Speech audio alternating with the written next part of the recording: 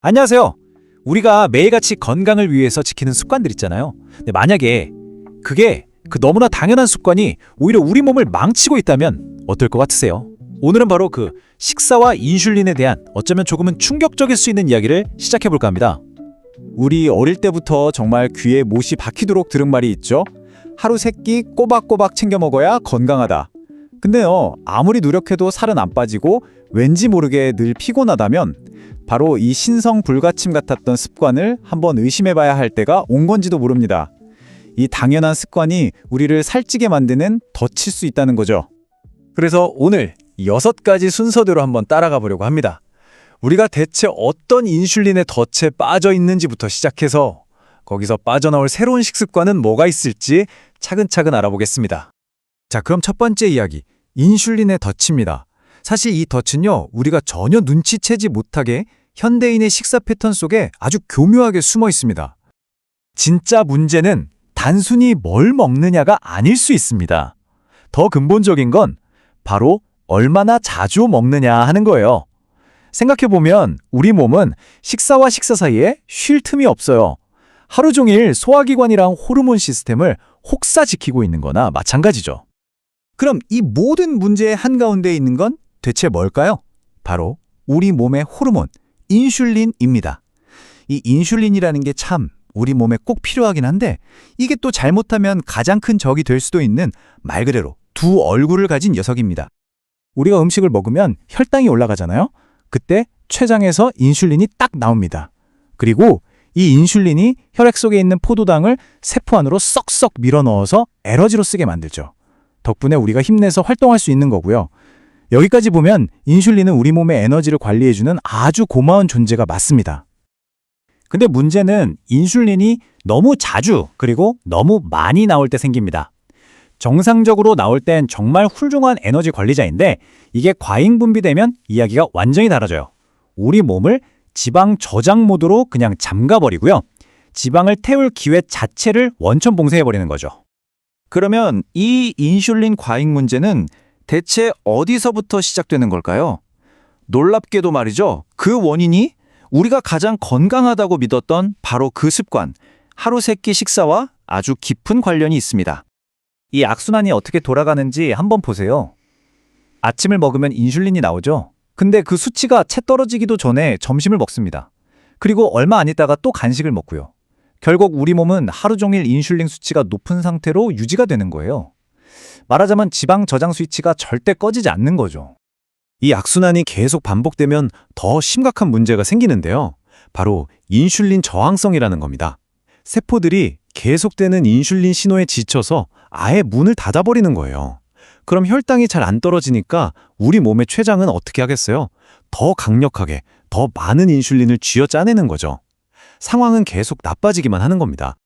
인슐린 과잉이 그냥 살 좀 찌는 문제에서 끝나면 그나마 다행일지도 모릅니다. 하지만 문제는 훨씬 더 심각해요. 이게 장기적으로 우리 건강을 위협하는 수많은 질병의 방아쇠가 될 수 있다는 겁니다. 제형 당뇨병은 물론이고요. 고혈압, 동맥경화, 심지어는 알츠하이머병까지 우리가 익히 들어온 이 질병들이 사실은 모두 만성적인 인슐린 과잉과 연결될 수 있다는 연구 결과가 계속해서 나오고 있습니다. 그래서 핵심은 바로 이겁니다. 우리가 흔히 생활습관병이라고 부르는 것들이요. 사실은 각각 다른 병이 아니라 인슐린 과잉이라는 하나의 뿌리에서 나온 여러 가지 증상일 수 있다는 거죠.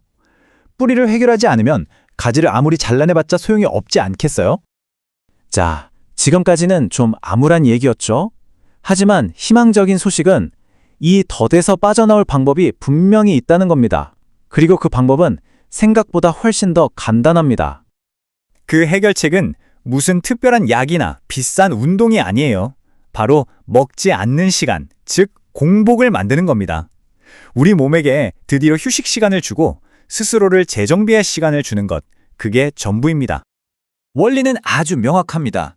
계속 먹을 때는 우리 몸이 지방을 저장하는 저장 모드에 갇혀 있지만 공복을 가지면 비로소 인슐린 수치가 안정되면서 몸이 쌓아뒀던 지방을 태우는 연소 모드로 스위치를 탁 바꾸는 거죠.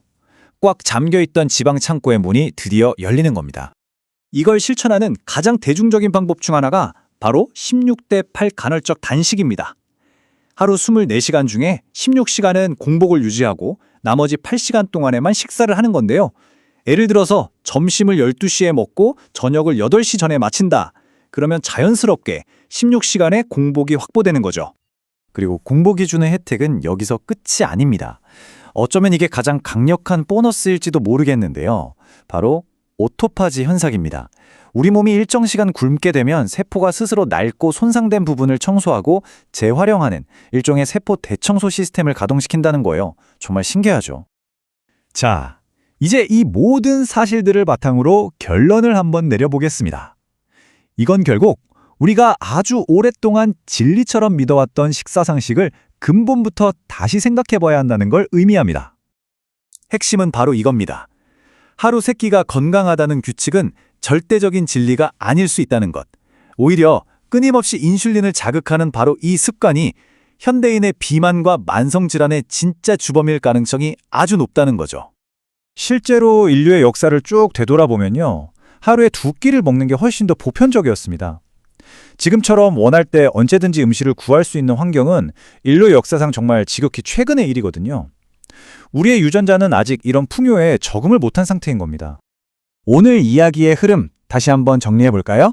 잦은 식사는 인슐린 수치를 계속 높게 만들고 높은 인슐린은 우리 몸을 지방 저장 모드에 가둬버립니다. 그 결과는 당연히 체중 증가와 각종 질병으로 나타나죠. 그리고 이 모든 걸 되돌릴 수 있는 열쇠는 바로 먹지 않는 시간을 확보하는 겁니다. 너무 거창하게 계획할 필요 없어요. 그냥 오늘 저녁 식사 후에 내일 아침까지 내 몸에게 얼마나 긴 휴식 시간을 주는지 한번 의식해보는 것. 그것만으로도 여러분의 건강을 위한 아주 의미 있는 첫걸음이 될 겁니다. 결국 선택은 우리 각자의 몫입니다.